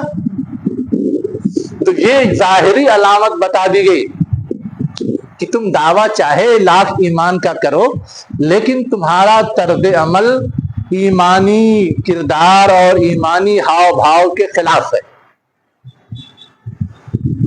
دوسری دلیل دی گئی وَلَا يُنْفِقُونَ إِلَّا وَهُمْ كَارِهُونَ، اور وہ نہیں خرچ کرتے ہیں مگر وہ ناپسند کر رہے ہوتے ہیں کہ انہیں خرچ نہ کرنا پڑتا ہے۔ اب خرچ تو کر رہی ہے تو ظاہری عمل ہے، دنیا دیکھ رہی کہ خرچ کر رہا ہے، لیکن آمادگی سے نہیں، ناپسندیدگی سے، مجبوری کے نام پر دباؤ کو محسوس کرتے ہوئے وہ خرچ کرتے ہیں۔ اب اگر ہم اور آپ اپنے سماج اور معاشرے میں یہ صورتحال دیکھتے ہیں تو ہمارے لیے رائے قائم کرنے میں کوئی دشواری ہے؟ ہم کہیں گے تو نہیں اے منافق، یا تم منافق ہو، لیکن رائے قائم کرنے میں تو کوئی دشواری نہیں، رائے تو قائم کر سکتے ہیں۔ ذہن کے لحاظ سے کوئی پابندی نہیں ہے کہ کسی کے غلط عمل کو ہم محسوس کر رہے ہیں تو اس کو غلط سمجھیں۔ یہ دونوں ہونی چاہیے، ایک ہی صفت پر رائے، ایک صفت پر لیول کم ہوگا، دونوں صفت پائی جائے گی تو لیول ہائی ہوگا۔ یہ تو نہیں ہوگا کہ ایک صفت پائی جائے گی تو نہیں ہے۔ جب صفت پائی جا رہی ہے تو وہ چیز مرض تو تسلیم کیا جائے گا۔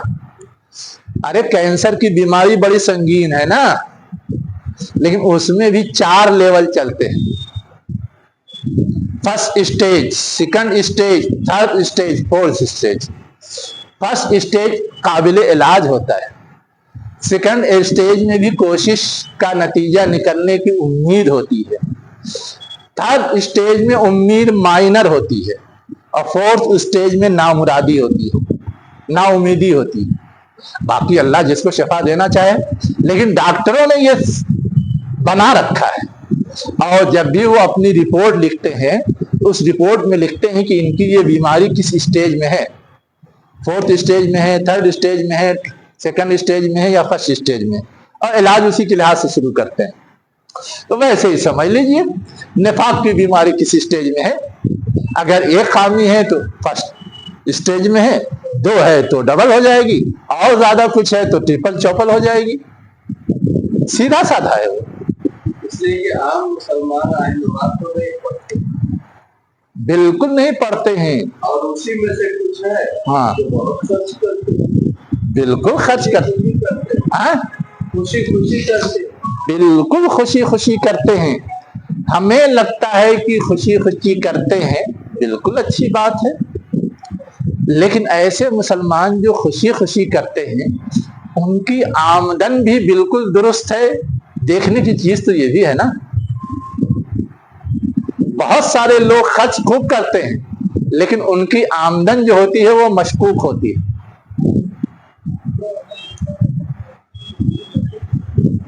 کم لوگ ملیں گے جن کی آمدن مشکوک نہیں ہوتی۔ آج کل آپ دیکھیں گے بہت سارے مسلمان ہیں، بہت سارا دھندا کرتے ہیں۔ دھندا کیا؟ اسکول چلاتے ہیں، پرائیویٹ اسکول، ہاسپٹل چلاتے ہیں، اور کیا کرتے ہیں؟ بلڈر لائن میں ہے۔ اب ان سارے دھندے میں بہت کچھ الٹا سیدھا ہوتا ہے، بہت کچھ الٹا سیدھا ہوتا ہے، اور خرچ بھی وہ کرتے ہیں،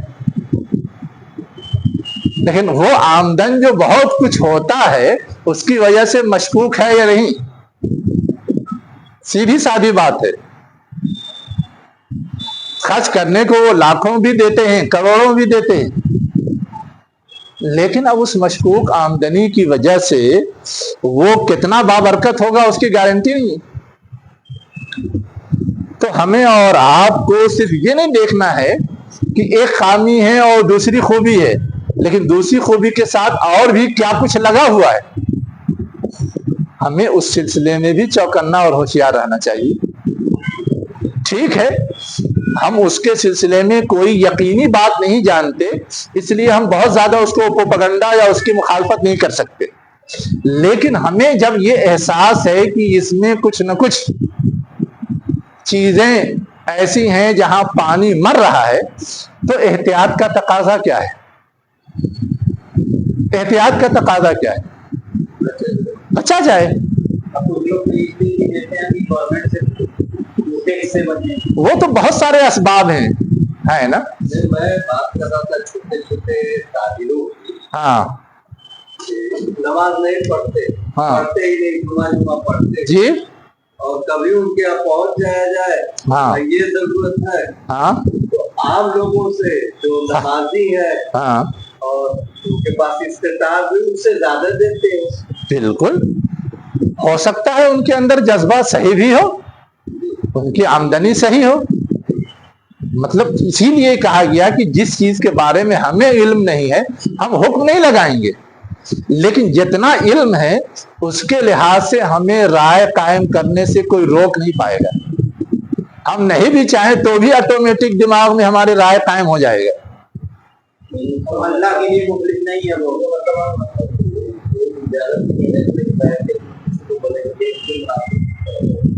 وہ تو اسی لیے کہ ہم دل کا حال نہیں جانتے، اسی لیے اجازت نہیں ہو سکتا ہے، شبہ ہے، ہمیں اس شبہات سے بچنا چاہیے۔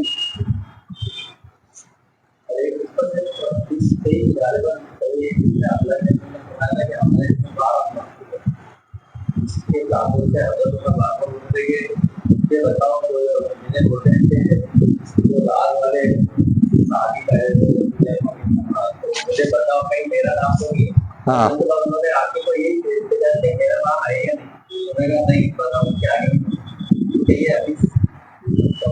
اصل میں دیکھیے یہ حدیث تو اپنی جگہ صحیح ہے، اللہ کے رسول نے اپنے سارے صحابہ میں سے حذیفہ بن یمان رضی اللہ عنہ کو جو دگج منافقین تھے ان کے نام بتائے تھے، یہ بات صحیح حدیث سے ثابت ہے،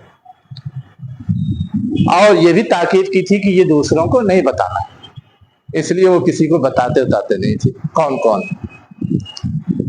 اس کے بعد جو دوسری بات ہے کہ ان کی تعداد 12 تھی، یہ اس حدیث کے اندر نہیں، یہ لوگوں نے اپنے اندازے سے وضاحت کرتے ہوئے بیان کیا ہے۔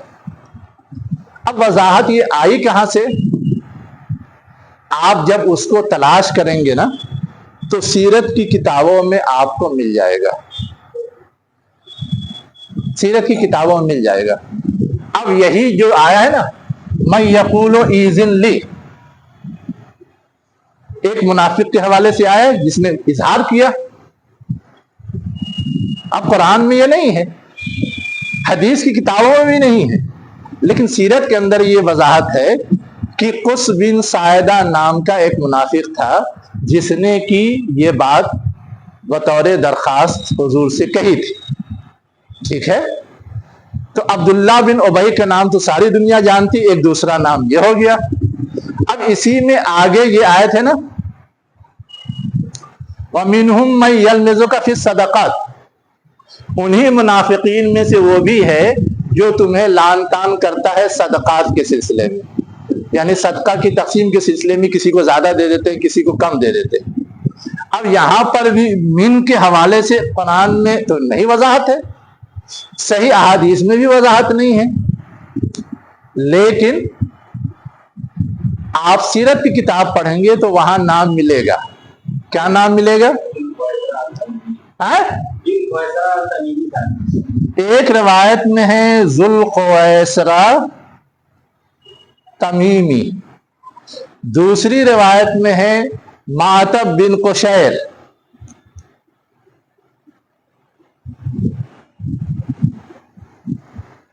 تو اب کتنے نام معلوم ہو گئے ہم لوگوں کو؟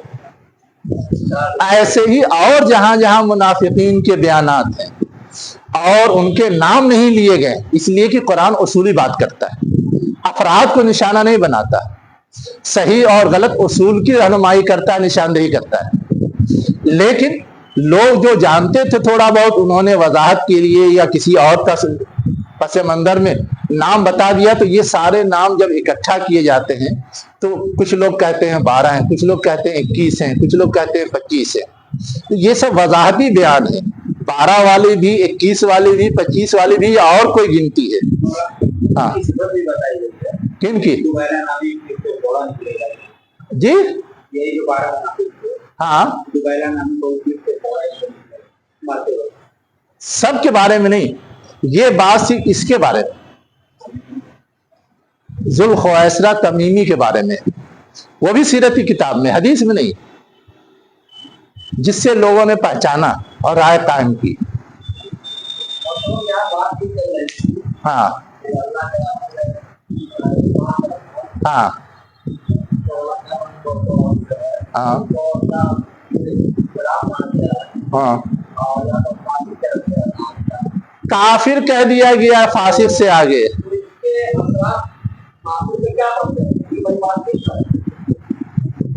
اس لیے کہی گئی کہ اس کی شناعت کو، اس کے گھناونے پن کو ہم اور آپ سمجھ سکیں اور اپنے آپ کو اس طرح کی غلط صفات سے بچانے کی کوشش کریں، اس لیے کہی گئی ہے۔ معاشرے میں تو آج ہم اور آپ جو رونا رو رہے ہیں، اسی چیز کا تو رونا رو رہے ہیں، اسی چیز کا رونا رو رہے ہیں، اپنی قیادت کے سلسلے میں بھی، علماء کے سلسلے میں بھی، مساجد کے ائمہ کے سلسلے میں بھی، اور مسلم سماج اور معاشرے میں مخبروں کے سلسلے میں بھی نہیں رو رہے ہیں۔ کتنے مخبر مل جاتے کہتے ہیں منافق ہیں، ہر گلی میں مل جاتے ہیں، ہمارے درمیان دادا مل جاتے ہیں، اس لیے کہ ہماری خبر گیری کی زیادہ ضرورت ہے تو وہ زیادہ لوگ ڈپیوٹ کیے جاتے ہیں، بالکل، اور اچھے اچھے لوگ۔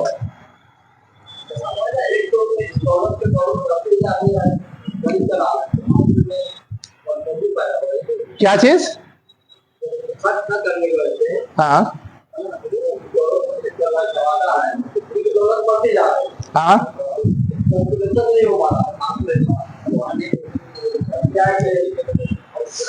دیکھیے، یہ چیز تو اصولی طور پہ قرآن نے کہی ہے سود کی حرمت کے حوالے سے، کہ سود کا جو چلن ہے وہ اگر قائم رہا تو دولت مرکوز ہوگی اور عملی طور پہ لوگوں کو زندگی میں مسائل کا سامنا کرنا پڑے گا۔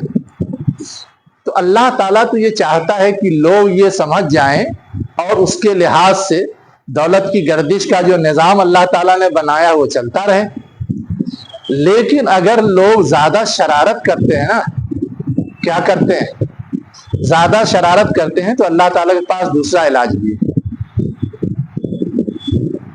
اللہ تعالیٰ کے پاس دوسرا علاج کیا ہے؟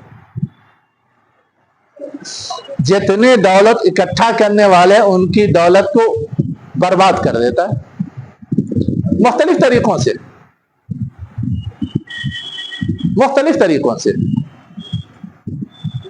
اور نئے نئے دولت والے پیدا ہوتے رہتے ہیں، اچھے بھی خراب بھی۔ تو اللہ کے پاس اتنا پاور ہے کہ جب جس سسٹم کو وہ لانا چاہے لے آتا ہے۔ اب قارون کے پاس تو بڑا خزانہ تھا، دھسا دیا، ختم، جمع کر کر کے رکھے ہوا تھا، اور قارون بھی منافقت ہی کی مثال ہے۔ قارون کے بارے میں پڑھا ہے؟ نہیں، جو سمجھنے کی چیز ہے وہ یہ کہ قارون جو ہے وہ موسیٰ علیہ السلام کی قوم سے تھا، بنی اسرائیل سے، اور فرعون جو تھا وہ قبطی تھا، وہ الگ قوم تھی، لیکن صرف اپنے مال مفاد کے چکر میں وہ فرعون کے ساتھ چلا گیا تھا، اپنی قوم سے بے وفائی کر رہا تھا۔ یہ بنی اسرائیل سے تھا قارون، وہ بھی ایک مثال ہے۔ اب اس کو آپ منافقت کہیں یا جو بھی کہیں، لیکن اظہار تو وہی ہے۔ اب بہت سارے قصے آئے ہیں، آپ جب غور کریں گے اور سمجھنے کی کوشش کریں گے تو بہت ساری مثالیں مل جائیں گی۔ میں تو پھر سمجھنے کے لیے اصولی بات بتا رہا تھا کہ اگر جو نارمل تعلیمات بتائی گئی ہیں لوگ اس پہ عمل کریں، اچھی بات ہے، اور اگر نہ کریں تو اللہ تعالیٰ تو اس کائنات کے نظام کو چلانے کے لیے دولت کو گردش میں رکھنا چاہتا ہے۔ لوگ اگر الٹا سیدھا کرتے ہیں تو اس دولت کو کیسے گردش میں رکھنا ہے اس کا دوسرا انتظام کر لیتا ہے۔ दौलतमंदों की दौलत बर्बाद और नए लोगों को उभार देता है हर जमाने में।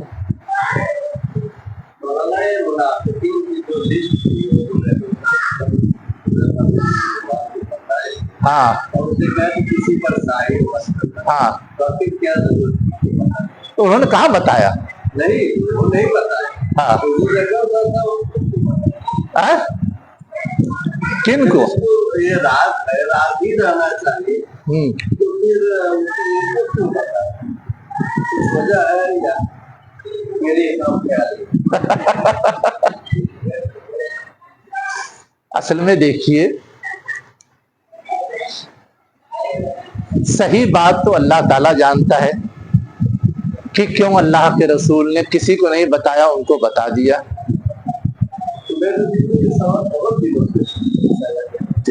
बिल्कुल बिल्कुल, लेकिन मैं जो बात बता रहा हूं वो भी ना अल्लाह ने न उसके रसूल ने मुझे बताई है, क़यास से बता रहा हूं। क़यास ये है कि आप अपना राज किसी को नहीं बताते, ठीक है, लेकिन कभी अगर आपको खौफ लायक होता है कि मैं उस राज को लिए मर गया तो मेरा राज बहुत सारे नुकसान का सबब बन जाएगा। मैंने जमीन में खजाना दफन कर रखा है, किसी को अगर नहीं बताया तो ये तो बर्बाद हो जाएगा। तो एक बेटे को, एक बीवी को, किसी को तो बताएंगे कि कम से कम वो बर्बाद ना हो। ऐसी बात एक मिनट पहले बात पूरी हो जाए। वैसे ही अल्लाह के रसूल सल्लल्लाहु अलैहि वसल्लम किसी को नहीं बताना चाहते थे, इसलिए कि उसके मज़र्रात ज्यादा थे। लेकिन मुस्तकबिल में जो डेवलपमेंट होने वाला था, उस डेवलपमेंट के नतीजे में कभी इस बात की जरूरत पड़ सकती थी कि इस डेवलपमेंट में जिन लोगों का रोल है वो कैसे हैं, जिन लोगों का रोल कैसे हैं। अगर वो मुनाफिक सिफत हैं तो फौरन समझ में आ जाएगा कि इस पे क्या हुक्म लगे, इसके सिलसिले में लाइन ऑफ एक्शन अगला क्या हो।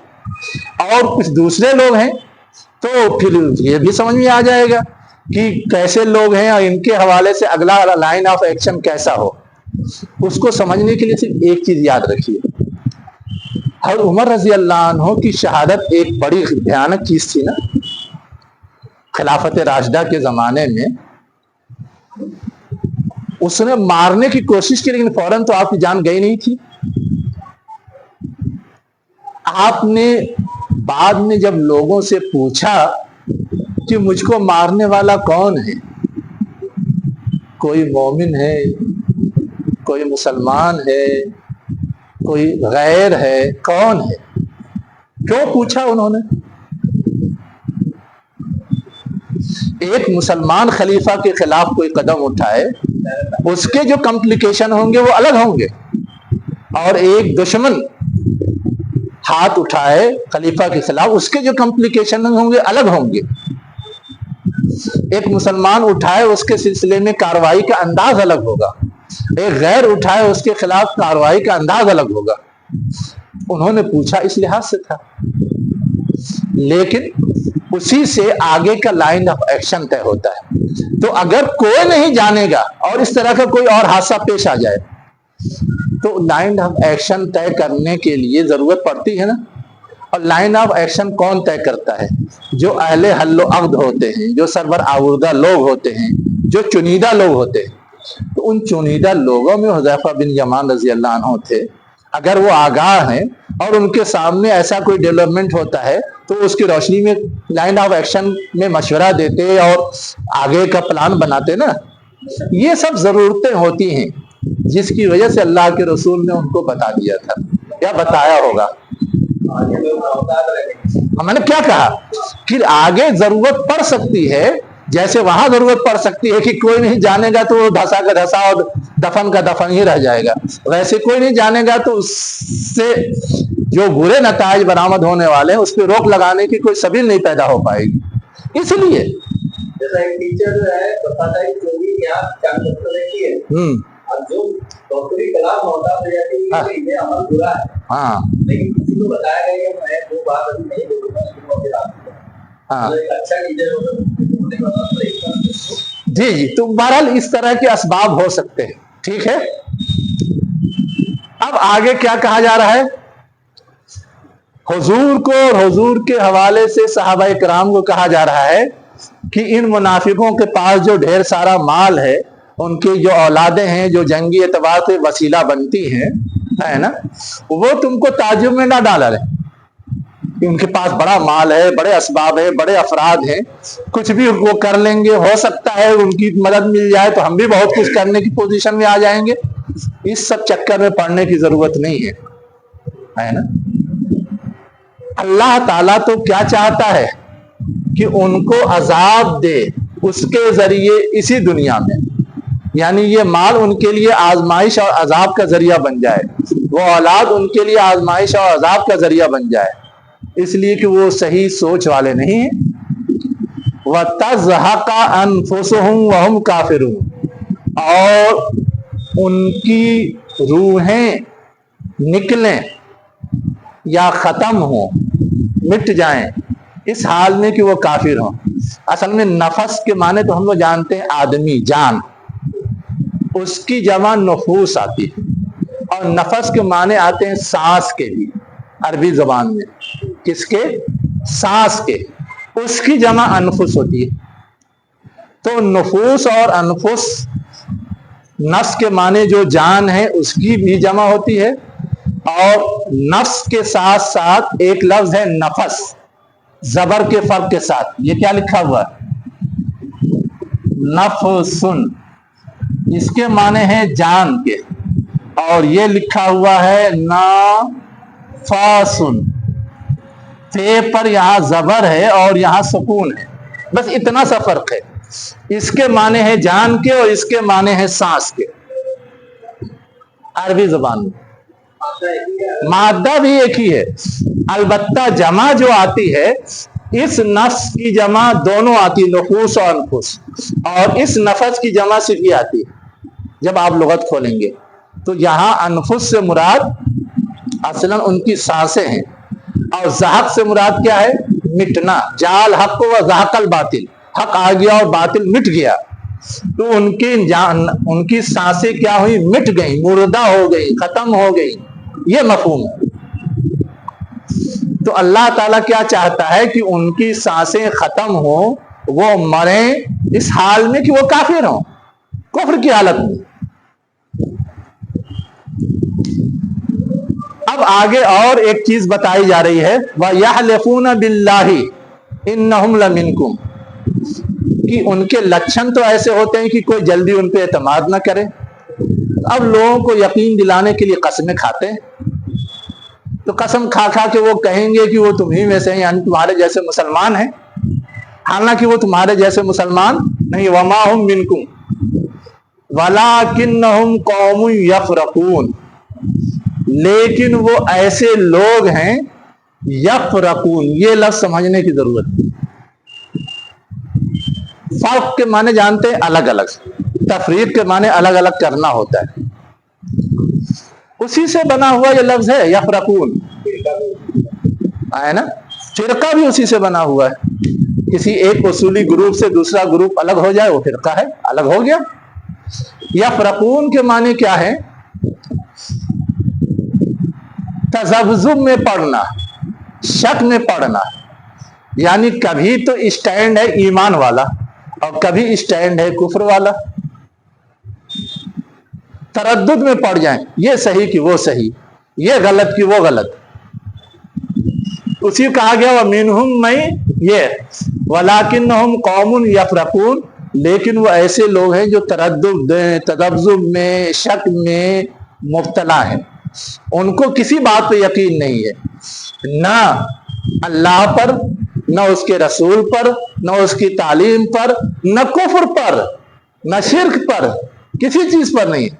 کبھی یہ لگتا ہے کہ یہاں سے مفاد پورا ہوگا ادھر چلے گئے، کبھی وہ لگتا ہے ادھر مفاد پورا ہوگا ادھر چلے گئے۔ ایسے لوگوں کے بارے میں ہم لوگ اپنی عام زندگی میں کیا سمجھتے ہیں؟ جس کا کوئی ایک مستقل اسٹینڈ نہ ہو، جس کی مستقل کوئی رائے نہ ہو، جس کی مستقل کوئی سوچ نہ ہو، جو ڈھلمل یقین ہو، ایسی آدمی پہ کوئی اعتماد کرتا ہے؟ وہ کسی کے لیے قابل اعتماد ہوتا ہے؟ نہیں ہو سکتا۔ تو ویسے ہی یہاں کہا جا رہا ہے کہ یہ منافقین بھی ایسے ہی ڈھلمل یقین ہوتے ہیں اور یہ کسی اعتماد کے لائق نہیں ہے، چاہے لاکھ دعویٰ کریں، ان کے اندر یہ بیماری کیا؟ تو الگ الگ ہونا پھٹنا تو ایک ہی چیز ہے نا۔ وہ پھٹے ہوئے ہیں کا مطلب یہ کہ سب اپنے اپنے مفاد کے غلام ہیں، وہ کبھی متحد ہو نہیں سکتے، اس انداز سے مفہوم اور مطلب لیتے ہیں۔ آگے اسی چیز کی وضاحت کی گئی، کیسے وہ الگ الگ ہیں، جو اصل ایمانی گروہ ہے اس سے جدا ہیں، اس سے پھٹے ہوئے ہیں، اس سے علیحدہ ہیں، اسی کی وضاحت یہاں کی گئی۔ لو یجدون ملجان، اگر یہ منافقین پا جائیں کوئی پناہ کی جگہ، او مغاراتن، غار لفظ جانتے ہیں جہاں چھپا جاتا ہے پہاڑ کے اندر، اسی غار کے معنی میں ایک لفظ استعمال ہوتا ہے مغارہ، غار ہی کا معنی دیتا ہے وہ بھی، اسی کی جمع ہے یہ مغارات، یہ جمع ہے۔ تو اگر وہ پا جائیں کوئی پناہ کی جگہ یا کوئی غار، دونوں کا مفہوم نتیجہ ایک ہی ہے۔ او مدخلن، یا داخل ہونے کی جگہ، داخل ہونے کی جگہ مطلب ہے کہ ایک جگہ سے نکل کے دوسری جگہ چلے جائیں۔ اصلاً تو ہم رہنے والے یہاں کے ہیں، چلے جائیں نیپال، چلے جائیں بنگلہ دیش، چلے جائیں برما، کہیں چلے جائیں، اور وہاں داخل ہونے کے لیے سرحد پہ تو گنجائش ہونی چاہیے نا۔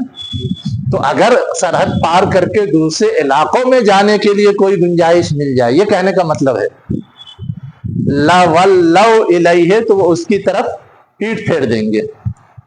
وَهُمْ يَجْمَحُونَ، اور وہ اصلاً شرکشی کرنے والے، شرکشی دکھانے والے، چونکہ ایمان پر اطمینان نہیں ہے تو وہ ماننا تو چاہتے نہیں، اپنے مفاد کے لحاظ سے وہ کبھی بھی دھوکہ دے کر کے ادھر ادھر جا سکتے، یہ کہنے کا مطلب ہے۔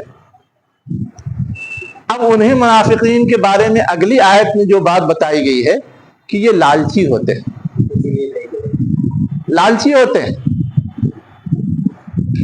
اب صدقہ تو کہتے ہیں زکوٰۃ کو بھی، صدقہ کہتے ہیں عام خیرات کو بھی، اور صدقہ اس کو بھی کہتے ہیں جو مال غنیمت کی شکل میں بلا محنت کے حاصل ہو جائے، سب پہ صدقہ کا اطلاق ہوتا ہے۔ یہاں پر چاہے مال غنیمت مراد لیں، چاہے زکوٰۃ کی رقم مراد لیں، یا عام صدقات خیرات مراد لیں، کچھ بھی مراد لیں، وہ سب مفت میں حاصل ہونے والی چیز ہے، اس کے لیے محنت نہیں کرنی پڑتی۔ جس کو ملتی ہے مال غنیمت، جس کو ملتا ہے وہ تو اللہ کے راستے میں لڑ رہا ہے جنت حاصل کرنے کے لیے، جو مال غنیمت حاصل ہوتا ہے وہ تو ایکسٹرا ہے۔ ویسے ہی زکوٰۃ جو غریبوں میں تقسیم ہوتی ہے، غریبوں کو اس کے لیے محنت نہیں کرنی پڑتی، بے محنت حاصل ہو رہا ہے۔ یا صدقہ و خیرات جو مجبوروں کے لیے کیا جاتا ہے، اس کے لیے انہیں محنت نہیں کرنی پڑتی، یوں ہی حاصل ہو رہا ہے۔ تو منافقین کی بھی یہ صفت ہے کہ محنت نہ کرنی پڑے، مال حاصل ہو جائے اپنی لالچی صفت کی وجہ سے۔ تو اب اگر اس طرح کا مال آتا ہے تو اس کی تقسیم تو اللہ کے رسول کرتے ہیں۔ اب اللہ کے رسول تقسیم کرتے ہیں تو جو ضرورت مند ہے ان کو دیتے ہیں، لیکن یہ بھی مال کے لالچی ہیں، مفاد پرست ہیں، ان کو شکایت ہوتی ہے، یہ رسول کو تانا دیتے ہیں کہ دیکھو سب کو دے رہے ہیں، ہم کو نہیں دے رہے، یہ دو رخا کر رہے ہیں، دو نظر سے سب کو دیکھتے ہیں۔ تو اس پر آگے یہ بات کہی گئی ہے کہ اگر وہ دیں تو ٹھیک، اور اگر نہ دیں تو وہ ناراض ہو جاتے ہیں۔ آگے اس سلسلے کی اور باتیں ہیں جب اگلی آیت، ہاں اصل میں صدقات میں تو جو حاجت مند ہے ان کا حق ہے نا۔ اب ایک منافق صرف مال کی لالچ میں اس میں سے حصہ لینا چاہتا ہے، یہ صحیح سوچ نہیں ہے، یہ منافقانہ سوچ ہے، اس کی طرف اشارہ کیا گیا کہ وہ لالچی ہوتے ہیں۔ اور ان کی طرف سے جو الزام رسول پہ لگایا جاتا ہے، تانا کیا جاتا ہے، یہ چیز گویا ان کی لالچ کی بیماری کی وجہ سے ہے۔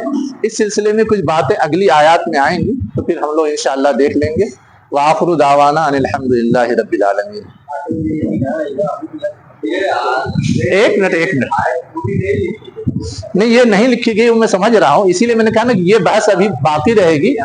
اس آیت سے ہم لوگ اگلی مرتبہ مطالعہ کریں گے، اس لیے کہ اگلی آیت بھی اسی سے ریلیٹڈ